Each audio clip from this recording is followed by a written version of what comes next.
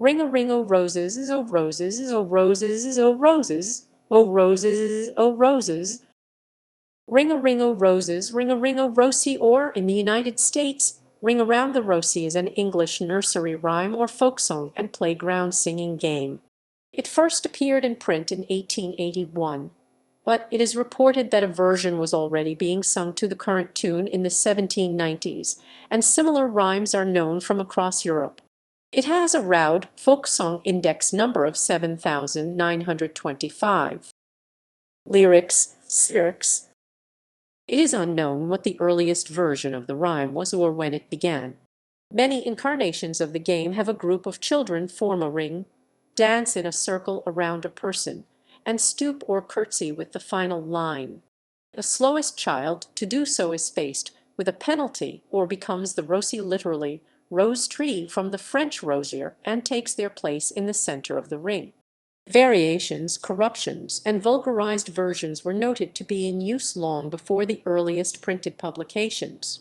One such variation was dated to be in use in Connecticut in the 1840s.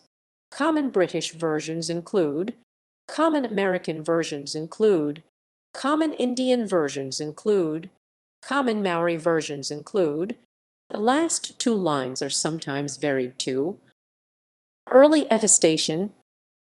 A reference to a young children's game named Ring o' Roses occurs in an 1846 article from the Brooklyn Eagle. A group of young children, the eldest being about 7, form a ring, from which a boy takes out a girl and kisses her. An early version of the rhyme occurs in a novel of 1855, The Old Homestead by N.S. Stevens. The novel goes on to describe a 19th-century 4th of July celebration by children housed in a hospital in Roosevelt Island, New York, then known as Blackwell's Island. Then the little girls began to seek their own amusements. They played hide and seek, Ring-a-Rosie, and 1,000 wild and pretty games.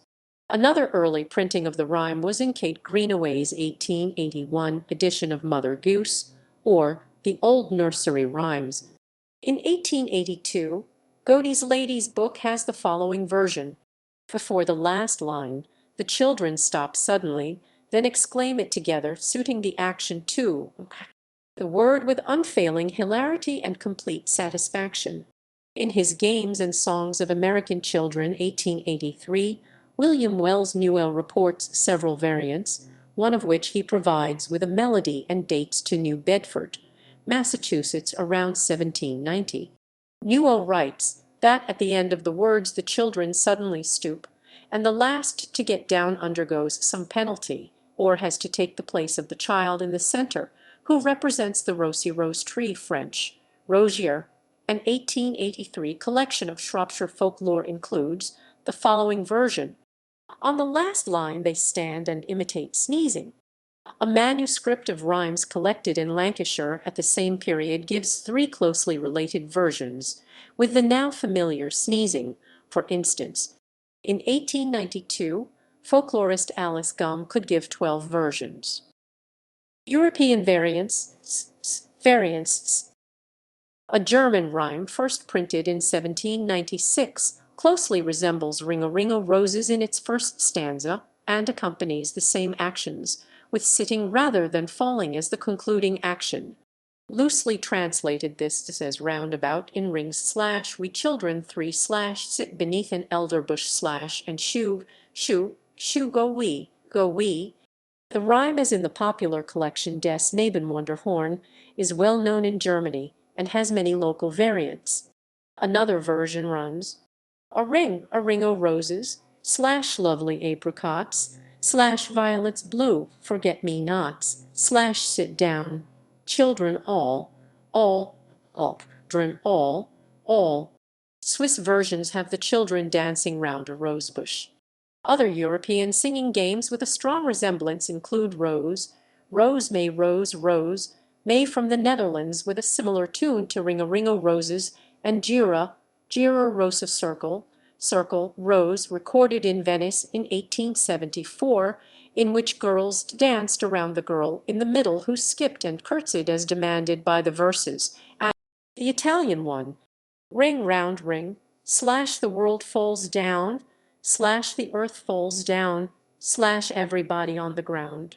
The Greek version, gyro aloi, stemes o manos, keria, podius stengram all, kai aloi kathantai stg, intai stg e. In Greeklish, gyro oli /stin missy o manolis / heria, podius in grammy avli / kai oli kathant stigi, kathant stigi. Translation: round every one, / Emmanuel in the middle, / hands and feet in line in the yard. Meaning: the origins and meanings of the game have long been unknown and subject to speculation. Folklore scholars, however, regard the Great Plague explanation, that has been the most common since the mid-20th century, as baseless. Theories from the late 19th century. In 1898, a dictionary of British folklore contained the belief that an explanation of the game was of pagan origin, based on the Sheffield Glossary comparison of Jacob Grimm's Deutsche Mythology. The theory states that it is in reference to pagan myths and cited a passage which states, "Gifted children of fortune have the power to laugh roses, as Freyja wept gold." It claimed the first instance to be indicative of pagan beings of light. Another suggestion is more literal, that it was making a ring around the roses and bowing with the all fall down as a curtsy. In 1892, the American writer Eugene Field wrote a poem titled Teeny Weeny that specifically referred to fey folk playing Ring a Rosie. According to Games and Songs of American Children, published in 1883, the rosie was a reference to the French word for rose tree, and the children would dance and stoop to the person in the center. Variations, especially more literal ones, were identified and noted with the literal falling down that would sever the connections to the game rhyme. Again, in 1898, sneezing was then noted to be indicative of many superstitious and supernatural beliefs across differing cultures. The Great Plague explanation of the mid-20th century. Since after the Second World War, the rhyme has often been associated with the Great Plague, which happened in England in 1665, or with earlier outbreaks of the Black Death in England. Interpreters of the rhyme before World War Roman II make no mention of this. By 1951, however, it seems to have become well established as an explanation for the form of the rhyme that had become standard in the United Kingdom. Peter and Iona Opie, the leading authorities on nursery rhymes, remarked the invariable sneezing and falling down in modern English versions have given would-be origin finders the opportunity to say that the rhyme dates back to the Great Plague. A rosy rash, they allege, was a symptom of the plague, and poses of herbs were carried as protection and to ward off the smell of the disease. Sneezing or coughing was a final fatal symptom, and all fall down was exactly what happened. The line ashes in colonial versions of the rhyme is claimed to refer variously to cremation of the bodies, the burning of victims' houses, or blackening of their skin, and the theory has been adapted to be applied to other versions of the rhyme. In its various forms, the interpretation has entered into popular culture and has been used elsewhere to make oblique reference to the plague. In 1949, a parodist composed a version alluding to radiation sickness. In March 2020, during the early stages of the COVID-19 pandemic in the United Kingdom, the traditional rhyme was jokingly proposed as the ideal choice of song to accompany hand washing in order to ward off infection. Counterarguments. Folklore scholars regard the Great Plague explanation of the rhyme as baseless for several reasons. The plague explanation did not appear until the mid-20th century. The symptoms described do not fit especially well with the Great Plague. The great variety of forms makes it unlikely that the modern form is the most ancient one, and the words on which the interpretation are based are not found in many of the earliest records of the rhyme see above.